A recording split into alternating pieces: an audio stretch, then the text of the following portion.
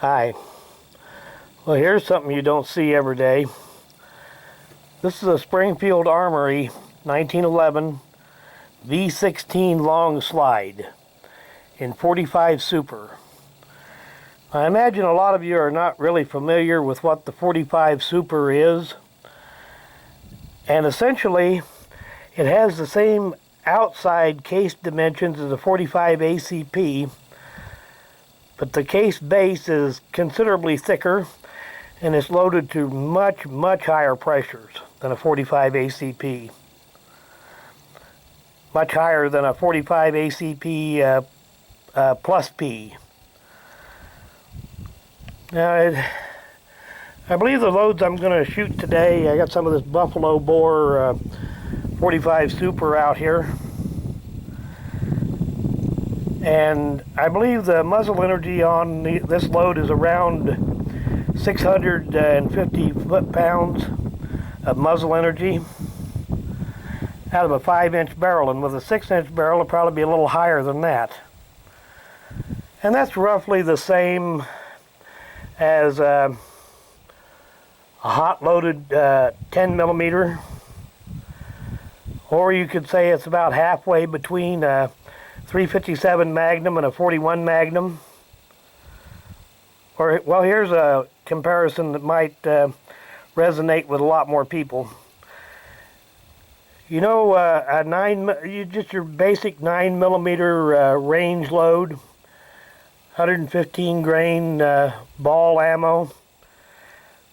The 45 Super has roughly twice as much power as that 9 millimeter. Outside of the long barrel and slide, it is also ported. That's where the V-16 name comes from.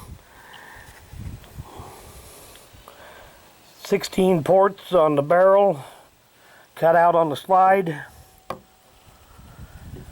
Now, they made these for several years, but they only made them in 45 Super for a couple of years. After that, it was just 45 ACP. Now, they claimed that this could be shot with 45 ACP, 45 Super, and 45 ACP plus P without changing out the recoil spring. And that sounded a little crazy to me, so I got another recoil spring that was a little heavier.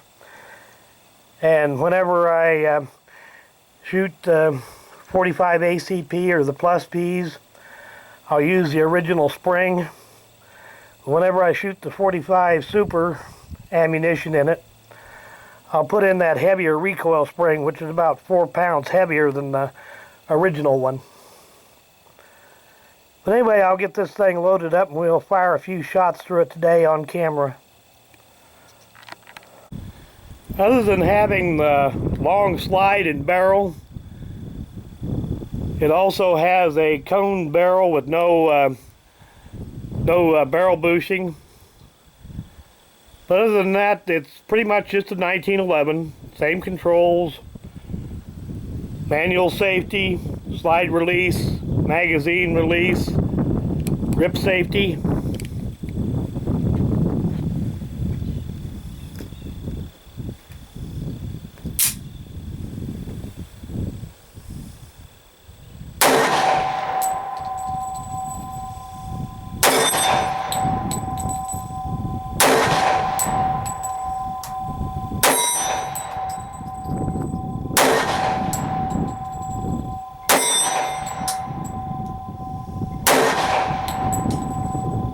And it is a hard-hitting gun. It is polished stainless steel. The porting it holds the muzzle down. It doesn't really reduce the recoil. It just makes the recoil more straight back.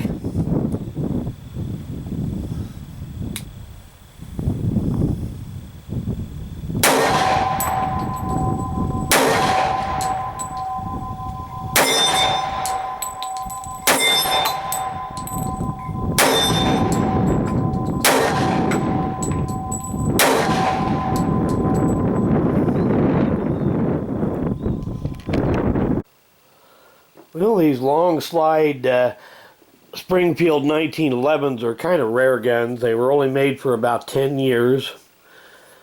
And the V-16 ported ones were only made for, I believe, 3 years. And the vast majority of them were 45 ACP, not 45 Super. I believe the 45 Super was only made for the first year or maybe 2 years.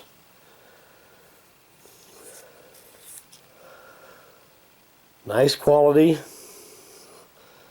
There's all these markings to show up here. Just in general, these are a very nice gun. Now, they claimed that these 45 Super guns could fire 45 ACP, 45 ACP plus P, and 45 Super interchangeably without changing out the recoil spring. But I never really trusted that too much, so I got a heavier recoil spring to put in it for using with 45 Super, which seems to work pretty well. Figure it'd be less wear and tear on the gun that way, not that this gun has ever been shot a whole lot. But I always kind of suspected that maybe that was the reason that they only made these in 45 Super for a year or two, because of people using 45 Super in them with a light recoil spring may have been pretty rough on the gun. Or it could just be that they only made 45 Super for a year or two because it's kind of a niche caliber that never became popular. As far as the power of 45 Super, so like I said earlier in the video, it's about equivalent to a hot-loaded 10mm. Muzzle energy off of them is, the ammo I was using, I believe, claimed 650 foot-pounds of muzzle energy.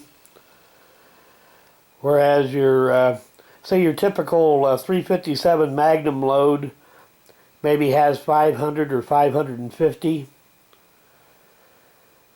And your 41 Magnum loads would start at maybe 750, 800 foot-pounds of muzzle energy. Some of the lower end 44 Magnum loads are only about 800. So this pistol does have quite a bit of power to it. Well, thanks for watching.